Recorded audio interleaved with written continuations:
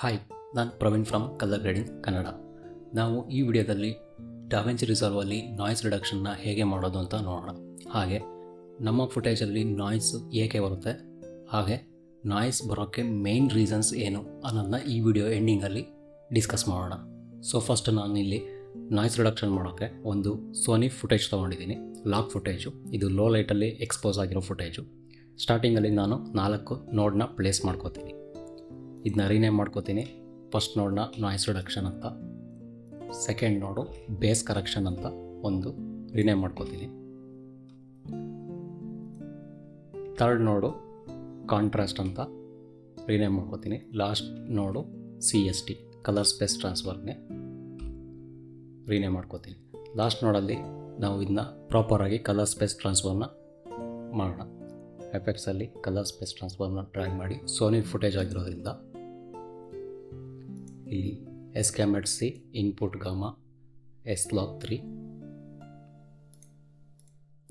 Output colour space REC 709ಗೆ ಇಡ್ತಾ ಇದ್ದೀನಿ. Output gamma 2.4 ಇಡ್ತಾ ಇದ್ದೀನಿ. ಇದಿಷ್ಟು ಕಲರ್ ಸ್ಪೇಸ್ ಟ್ರಾನ್ಸ್ಫರ್ ಆಗಿದೆ. ನೆಕ್ಸ್ಟು ನಾಯ್ಸ್ ರಿಡಕ್ಷನ್ ಮಾಡೋಕ್ಕೂ ಮುಂಚೆ ನಾನು ಇಲ್ಲಿ ಒಂದು ಬೇಸ್ ಕರೆಕ್ಷನ್ ಮಾಡ್ಕೋತಾ ಇದ್ದೀನಿ. ಈ ಬೇಸ್ ಕರೆಕ್ಷನ್ ನೋಡಲ್ಲಿ ಫಸ್ಟ್ ಇಲ್ಲಿ ಸ್ಕೋಪ್ಸ್ ಓಪನ್ ಮಾಡಿಕೊಂಡು, ಇದು ತುಂಬ ಅಂಡರ್ ಎಕ್ಸ್ಪೋಸ್ ಆಗಿರೋದ್ರಿಂದ ನಾನು ಫಸ್ಟು ಆಫ್ ಸೆಟ್ಟಲ್ಲಿ ಲಿಫ್ಟ್ ಮಾಡ್ತಾ ಇದ್ದೀನಿ.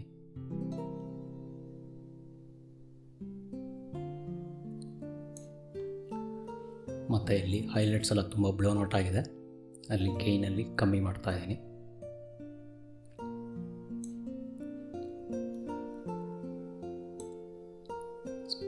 ಕಮ್ಮಿ ಮಾಡಿ ಸ್ವಲ್ಪ ಇದಕ್ಕೆ ಕಾಂಟ್ರಾಸ್ಟ್ ಆ್ಯಡ್ ಮಾಡ್ತಾ ಇದ್ದೀನಿ. ಸ್ವಲ್ಪ ಪಿವಿಟ್ ರೈಸ್ ಮಾಡ್ತಾ ಇದ್ದೀನಿ. ಸ್ವಲ್ಪ ಕಾಂಟ್ರಾಸ್ಟ್ ಆ್ಯಡ್ ಮಾಡಿ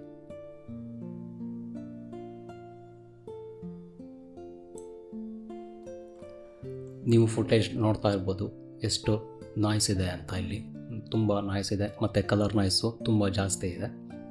ಇನ್ನೊಂದು ಸ್ವಲ್ಪ ಬ್ಯಾಲೆನ್ಸ್ ಮಾಡ್ಕೊಳ್ಳೋಣ. ಇಲ್ಲಿ ಆಫ್ ಸೆಟ್ಟಲ್ಲಿ ನಾನು ಇದನ್ನ ಸ್ವಲ್ಪ ಬ್ಲೂಯಿಶ್ ಕಡೆಗೆ ತರ್ತಾ ಇದ್ದೀನಿ. ಈಗ ನೋಡಿದ್ರಲ್ಲ ಬಿಫೋರ್ ಆಫ್ಟರಲ್ಲಿ. ಸೊ ನಮ್ಮದು ಇಲ್ಲಿ ಬೇಸ್ ಕರೆಕ್ಷನ್ ಆಗಿದೆ.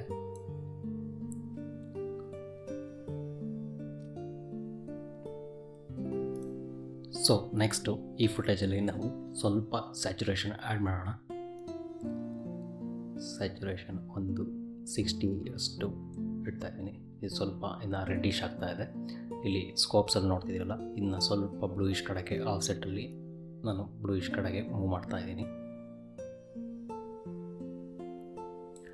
ಓಕೆ, ನೆಕ್ಸ್ಟ್ ನೋಡಲ್ಲಿ ನಾವು ಕರ್ವ್ಸ್ ಯೂಸ್ ಮಾಡಿಕೊಂಡು ಒಂದು ಕಾಂಟ್ರಾಸ್ಟ್ ಆ್ಯಡ್ ಮಾಡೋಣ. ಕರ್ವ್ಸಲ್ಲಿ ನಾನಿಲ್ಲಿ ಸೈಡಲ್ಲಿ ಎಡಿಟಬಲ್ ಸ್ಪ್ಲೈನ್ಸ್ನ ಚೆಕ್ ಮಾಡ್ಕೋತಾ ಇದ್ದೀನಿ. ಚೆಕ್ ಮಾಡಿ ಇಲ್ಲಿ ಟಾಪಲ್ಲಿ ಒಂದು ಕ್ಲಿಕ್ ಮಾಡ್ತಾ ಇದ್ದೀನಿ, ಹಾಗೆ ಬಾಟಮಲ್ಲಿ ಒಂದು ಕ್ಲಿಕ್ ಮಾಡಿಕೊಂಡು ನಾನಿಲ್ಲಿ ಹೈಲೈಟ್ಸ್ನ ಸ್ವಲ್ಪ ಕಮ್ಮಿ ಮಾಡ್ತಾಯಿದ್ದೀನಿ. ಹಾಗೆ ಈ ಪಾಯಿಂಟ್ನ ಡ್ರ್ಯಾಗ್ ಮಾಡಿ ನನಗೆ ಈ ಕರ್ವ್ ಇಂಟೆನ್ಸಿಟಿ ಎಷ್ಟು ಬೇಕು ಅಂತ ಅಡ್ಜಸ್ಟ್ ಮಾಡ್ಕೋತಾ ಇದ್ದೀನಿ. ಹೈಲೈಟ್ಸಲ್ಲಿ ಅದೇ ಥರ ಶ್ಯಾಡೋಸಲ್ಲೂ ಬಾಟಮಲ್ಲಿ ಕ್ಲಿಕ್ ಮಾಡಿ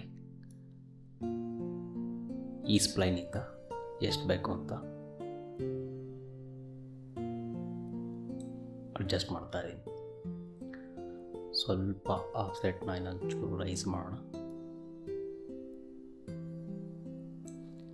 ಸೊ ಇದಿಷ್ಟು ಬೇಸ್ ಕರೆಕ್ಷನ್ ಆಯಿತು. ಈಗ ನಾವು ನೆಕ್ಸ್ಟು ನಾಯ್ಸ್ ರಿಡಕ್ಷನಿಗೆ ಬರೋಣ. ಇಲ್ಲಿ ನಾವು ಫುಟೇಜಲ್ಲಿ ನೋಡ್ತಾ ಇದ್ದೀವಿ ಎಷ್ಟು ನಾಯ್ಸ್ ಇದೆ. ನಾಯ್ಸ್ ಅಂದರೆ ಇಲ್ಲಿ ಜಾಸ್ತಿ ಕಲರ್ ನಾಯ್ಸ್ ಜಾಸ್ತಿ ಇದೆ. ನಾಯ್ಸ್ ರಿಡಕ್ಷನ್ ಮಾಡೋಕ್ಕೆ ಇಲ್ಲಿ ನಾವು ನಿಮ್ಮ ಲೆಫ್ಟ್ ಸೈಡಲ್ಲಿ ಇಲ್ಲಿ ಮೋಷನ್ ಎಫೆಕ್ಟ್ಸ್ ಅಂತ ಇರುತ್ತೆ, ಅಲ್ಲಿ ಬಂದು ಕ್ಲಿಕ್ ಮಾಡಿ. ಇಲ್ಲಿ ಮೋಷನ್ ಎಫೆಕ್ಟ್ಸು ಯಾರ್ಯಾರು ಫ್ರೀ ವರ್ಷನ್ ಡಾವಿಂಚಿ ರಿಸಾಲ್ವ್ ಯೂಸ್ ಮಾಡ್ತಾ ಇದ್ದೀರಾ ಅವರಿಗೆ ಮೋಷನ್ ಎಫೆಕ್ಟ್ಸು ಬರೋಲ್ಲ. ಸ್ಟುಡಿಯೋ ವರ್ಷನ್ ಯಾರು ಯೂಸ್ ಮಾಡ್ತಾ ಇರ್ತೀರಾ ಅವರಿಗೆ ಮೋಷನ್ ಎಫೆಕ್ಟ್ಸು ಆಪ್ಷನ್ ಕೊಡ್ತಾರೆ. ಮೋಷನ್ ಎಫೆಕ್ಟ್ಸ್ಗೆ ಬಂದು ಇಲ್ಲಿ ಟೆಂಪರಲ್ ನಾಯ್ಸ್ ರಿಡಕ್ಷನ್ ಅಂತಿರುತ್ತೆ.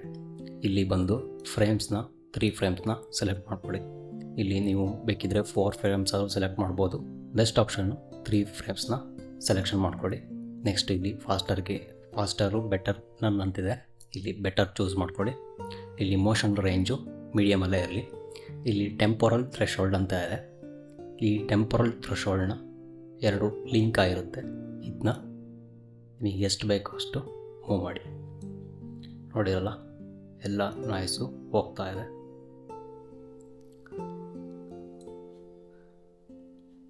ನೋಡಿ, ಬಿಫೋರ್ ಆಫ್ಟರ್.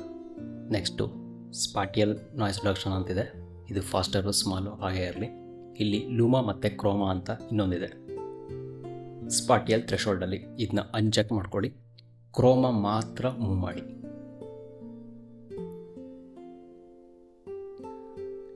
ಏನು ಕಲರ್ ನಾಯ್ಸ್ ಇದೆ ಅದು ರಿಡಕ್ಷನ್ ಆಗ್ತಾ ಇರುತ್ತೆ.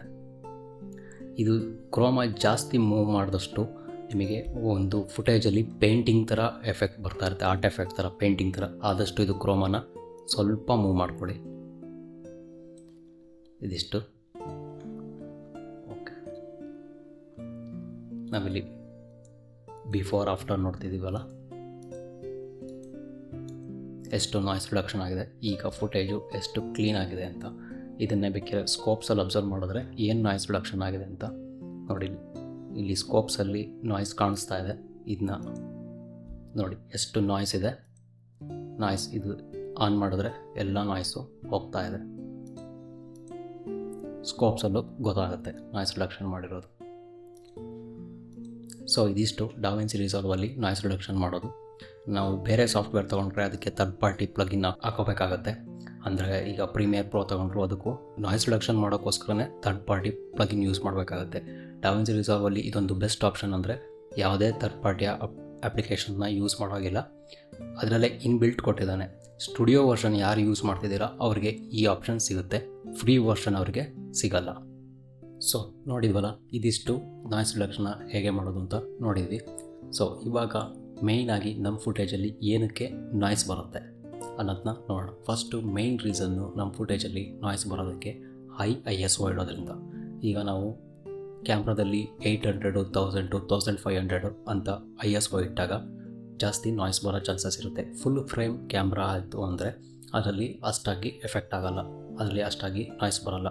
ಅದೇ ಏನಾದರೂ ಕ್ರಾಪ್ ಸೆನ್ಸರ್ ಕ್ಯಾಮ್ರಾಸ್ ಆಯಿತು ಅಂದರೆ ಒಂದು 800, 1000ಗೆಲ್ಲ ತುಂಬ ನಾಯ್ಸ್ ಬರುತ್ತೆ. ಹಾಗಾಗಿ ISOನ ಕಮ್ಮಿ ಇಟ್ಟು ಎಕ್ಸ್ಪೋಸ್ ಮಾಡೋಕ್ಕೆ ನೋಡಿ. ಸೆಕೆಂಡ್ ರೀಸನ್ ಏನು ಅಂದರೆ ಬ್ಯಾಡ್ ಲೈಟಿಂಗ್ ಕಂಡೀಷನಲ್ಲಿ ಫುಟೇಜ್ನ ಎಕ್ಸ್ಪೋಸ್ ಮಾಡ್ತಾ ಇದ್ದಾಗ, ಇಲ್ಲ ಲೋ ಲೈಟಲ್ಲಿ ಎಕ್ಸ್ಪೋಸ್ ಮಾಡ್ತಾ ಇದ್ದಾಗ 100% ಪಕ್ಕ ನಾಯ್ಸ್ ಬಂದೇ ಬರುತ್ತೆ. ಹಾಗಾಗಿ ಲೈಟಿಂಗ್ ಕಂಡೀಷನ್ನ ಚೆನ್ನಾಗಿಟ್ಕೊಳ್ಳಿ. ಹಾಗೆ ಲೋ ಲೈಟಲ್ಲೂ ಅಷ್ಟೇ ಲೈಟಿಂಗ್ ಕಂಡೀಷನ್ ಚೆನ್ನಾಗಿತ್ತು ಅಂದರೆ ISO ಜಾಸ್ತಿ ಇಡೋ ಪರಿಸ್ಥಿತಿ ಬರೋಲ್ಲ. ಹಾಗಾಗಿ ಫುಟೇಜು ನೀಟಾಗಿ ಎಕ್ಸ್ಪೋಸ್ ಆಗುತ್ತೆ. ಮತ್ತು ಥರ್ಡ್ ರೀಸನ್ ಏನು ಅಂದರೆ ತುಂಬ ಅಂಡರ್ ಎಕ್ಸ್ಪೋಸ್ ಮಾಡೋದು. ಈಗ 1 ಸ್ಟಾಪು, 2 ಸ್ಟಾಪು, 3 ಸ್ಟಾಪು. 1 ಸ್ಟಾಪ್ ಆದರೆ ಏನಾಗಲ್ಲ, 3 ಸ್ಟಾಪು, 3 to 4 ಸ್ಟಾಪ್ ಅಂತ ಅಂಡರ್ ಎಕ್ಸ್ಪೋಸ್ ಮಾಡ್ತು ಅಂದರೆ ಅದರಲ್ಲಿ ನಾಯ್ಸ್ ಬರುತ್ತೆ. ಒಂದು ಕ್ಯಾಮ್ರಾ ಡೈನಾಮಿಕ್ ರೇಂಜ್ ಏನಾದರೂ ಚೆನ್ನಾಗಿತ್ತು ಅಂದರೆ, ಈ ಸೋನಿಲೆಲ್ಲ 15 ಸ್ಟಾಪ್ಸು, 16 ಸ್ಟಾಪ್ಸು ಆ ಥರ ಡೈನಾಮಿಕ್ ರೇಂಜ್ ಇರುತ್ತೆ. ಹಾಗಾಗಿ ಅಂಡರ್ ಎಕ್ಸ್ಪೋಸ್ ಮಾಡ್ತು ಅಂದ್ರೂ ನಾವು ನಾಯ್ಸ್ ರಿಡಕ್ಷನ್ ಮಾಡಿದಾಗ ನಮಗೆ ಶ್ಯಾಡೋಸಲ್ಲಿ ಏನೂ ಡೀಟೇಲ್ಸು ಲಾಸ್ ಆಗೋಲ್ಲ. ಹಾಗಾಗಿ ಇಲ್ಲ ಬೈ ಚಾನ್ಸ್ ಏನಾದರೂ ಕ್ಯಾಮ್ರಾ ಡೈನಾಮಿಕ್ ರೇಂಜು ಚೆನ್ನಾಗಿಲ್ಲ ಅಂತಂದರೆ ನಾವು ಅಂಡರ್ ಎಕ್ಸ್ಪೋಸ್ ಮಾಡಿದಾಗ ಅದನ್ನು ನಾವು ಮತ್ತೆ ಪೋಸ್ಟ್ ಪ್ರೊಡಕ್ಷನಲ್ಲಿ ಲಿಫ್ಟ್ ಮಾಡಿ ನಾಯ್ಸ್ ರಿಡಕ್ಷನ್ ಮಾಡಿ ಡೀಟೇಲ್ಸ್ ರಿಕವರಿ ಮಾಡಬೇಕು ಅಂದರೆ ಅವಾಗ ಚಾನ್ಸ್ ಇಲ್ಲ, ಫುಟೇಜು ಡೀಟೇಲ್ ಲಾಸು ಆಗುತ್ತೆ. ಹಾಗಾಗಿ ಇದಿಷ್ಟು 3 ರೀಸನ್ಸು ನಾಯ್ಸ್ ಬರೋಕ್ಕೆ. ಇನ್ನೊಂದು, ನಮ್ಮಲ್ಲಿ ತುಂಬ ಜನ ಕನ್ಫ್ಯೂಸ್ ಮಾಡ್ಕೊಂಡಿದ್ದಾರೆ, ನಾಯ್ಸು ಮತ್ತು ಗ್ರೈನ್ಸು ಎರಡು ಸೇಮ್ ಅಂತ. ಅಲ್ಲ, ನಾಯ್ಸ್ ಬೇರೆ, ಗ್ರೈನ್ಸ್ ಬೇರೆ. ನಾಯ್ಸು ಒಂದು ಬ್ಯಾಡ್ ಲೈಟಿಂಗ್ ಕಂಡೀಷನಲ್ಲಿ ISO ರೈಸ್ ಆಗಿ ಬರೋವಂಥದ್ದು, ಇಲ್ಲ ಅಂಡರ್ ಎಕ್ಸ್ಪೋಸ್ ಮಾಡಿದಾಗಲೂ ನಾಯ್ಸ್ ಬರೋ ಅಂಥದ್ದು. ಅದು ಕಲರ್ ನಾಯ್ಸ್ ಆಗುತ್ತೆ, ಅದು ಕ್ಯಾಮ್ರಾದಿಂದ ಪ್ರೊಡ್ಯೂಸ್ ಮಾಡೋವಂಥದ್ದು. ಗ್ರೈನ್ಸ್ ಅಂದರೆ ನಾವು ಇಂಟೆನ್ಷಲಿ ಆ್ಯಡ್ ಮಾಡೋವಂಥದ್ದು ಸ್ಪೆಷಲ್ ಎಫೆಕ್ಟ್. ಅದು ಇವಾಗ ನಾವು ಒಂದು VHS look, vintage look create ಮಾಡಬೇಕಾದ್ರೆ ಅದಕ್ಕೆ ಒಂದು ಡಿಜಿಟಲ್ ಶಾರ್ಪ್ನೆಸ್ನ ತೆಗಿಬೇಕು ಅಂತ ನಾವು ಗ್ರೈನ್ಸ್ ಆ್ಯಡ್ ಮಾಡೋದು. 35mm, 16mm ಗ್ರೈನ್ಸ್ ಬರುತ್ತೆ, ಅದನ್ನು ಆ್ಯಡ್ ಮಾಡೋವಂಥದ್ದು. ಇನ್ನೊಂದು ಒಂದು ಮೂವಿ ಲುಕ್ಕು, ಒಂದು ಫಿಲ್ಮ್ ಲುಕ್ ಬರೋಕ್ಕೋಸ್ಕರ ನಾವು ಗ್ರೈನ್ಸ್ ಆ್ಯಡ್ ಮಾಡೋದು. ಸೊ ಗ್ರೈನ್ಸ್ ಮತ್ತು ನಾಯ್ಸು ಎರಡೂ ಸೇಮ್ ಅಲ್ಲ, ನಾಯ್ಸೇ ಬೇರೆ, ಗ್ರೈನ್ಸೇ ಬೇರೆ. ಸೊ ಇದಿಷ್ಟು ನಾಯ್ಸ್ ರಿಡಕ್ಷನ್ ಹೇಗೆ ಮಾಡೋದು ಮತ್ತು ನಾಯ್ಸ್ ಅಂದ್ರೇನು, ಹೇಗೆ ಬರುತ್ತೆ ಅಂತ ನೋಡಿದ್ವಿ. ನೆಕ್ಸ್ಟ್ ವೀಡಿಯೋದಲ್ಲಿ ಇನ್ನೊಂದು ಕಲರ್ ಗ್ರೇಡಿಂಗ್ ಟಾಪಿಕ್ ಬಗ್ಗೆ ಡಿಸ್ಕಸ್ ಮಾಡೋಣ.